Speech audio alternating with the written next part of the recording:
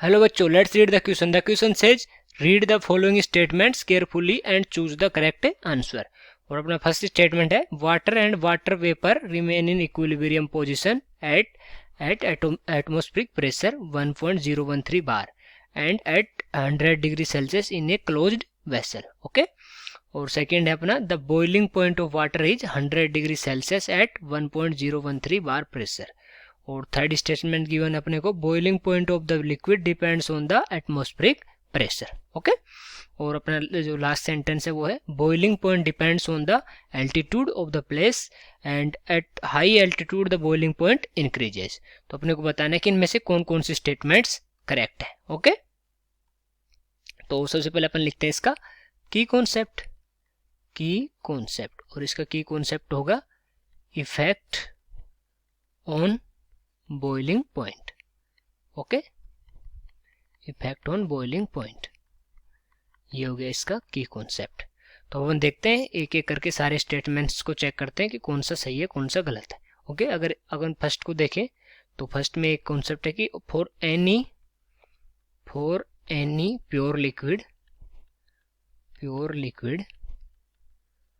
The at 1 atm the temperature at which the liquid and vapor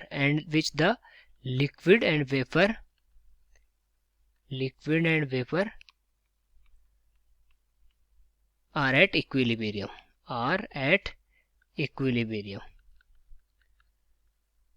तो उस जो temperature को अपन क्या बोलते हैं, उस टेम्परेचर को बोलते हैं अपन boiling point of that liquid.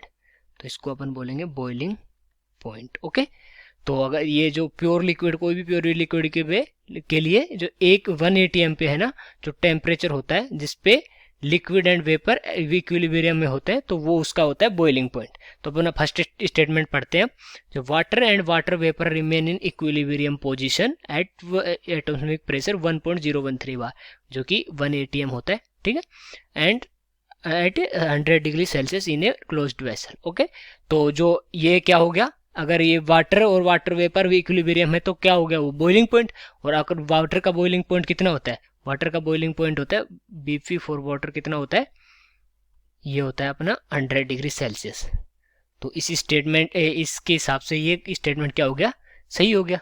तो अपना ये स्टेटमेंट सही हो गया फर्स्ट. और सेकंड स्टेटमेंट बोल रहा है कि the boiling point of water is 100 degree Celsius at 1.013 bar pressure. जो अभी अपने देखा था कि इस पे जो इसका वाटर का है बॉइलिंग पॉइंट होता है 100 degree Celsius.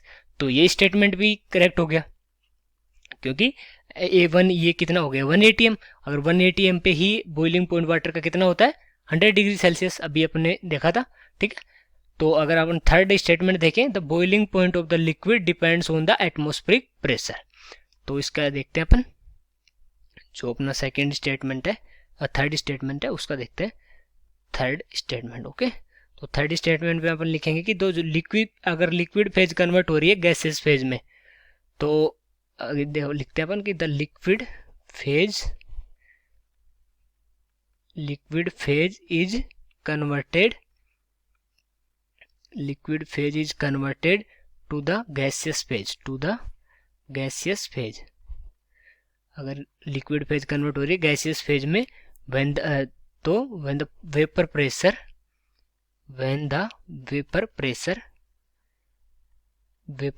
of the liquid is equal to the atmospheric pressure, जो अपना एटमॉस्फेरिक प्रेशर है ATM of the liquid.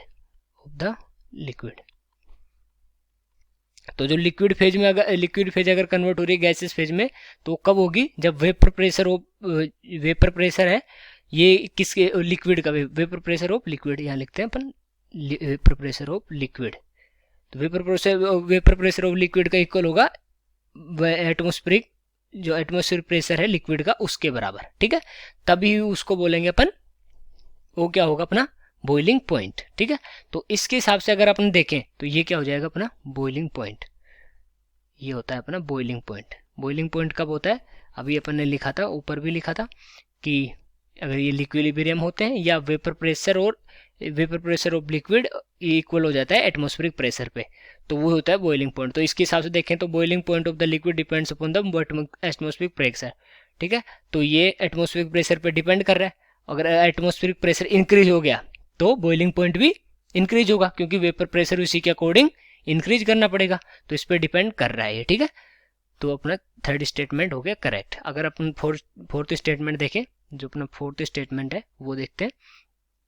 Fourth statement पे अपने को क्या बोल रहा है कि boiling point depends on the altitude of the place, तो high altitude at the boiling point increases.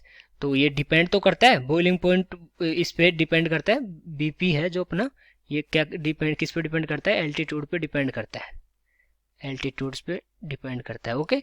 पर ये जो अपना है एल्टीट्यूड अगर इंक्रीज करेंगे अपन, एल्टीट्यूड्स हाई रखेंगे, अगर एल्टीट्यूड हाई है तो बॉइलिंग पॉइंट है अपना, ये बॉइलिंग पॉइंट अपना डिक्रीज हो जाएगा, बॉइलिंग पॉइंट डिक्रीज, ओके। और ये डिक्रीज क्यों होगा, क्योंकि एल्टीट्यूड्स पे क्या होता है, एल्टीट्यूड्स पे एटमॉस्फेरिक प्रेशर है, जो एटमॉस्फेरिक प्रेशर है, एटमॉस्फेरिक प्रेशर क्या होता है, डिक्रीज हो जाता है।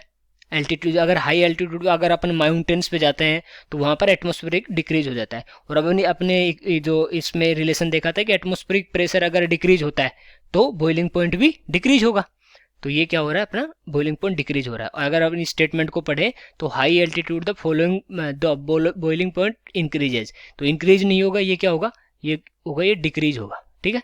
तो इस हिसाब से देखें तो अपना ये स्टेटमेंट ये रॉन्ग हो गया, ठीक है।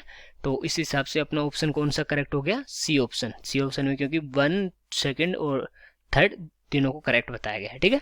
I hope you understood it well, best of luck.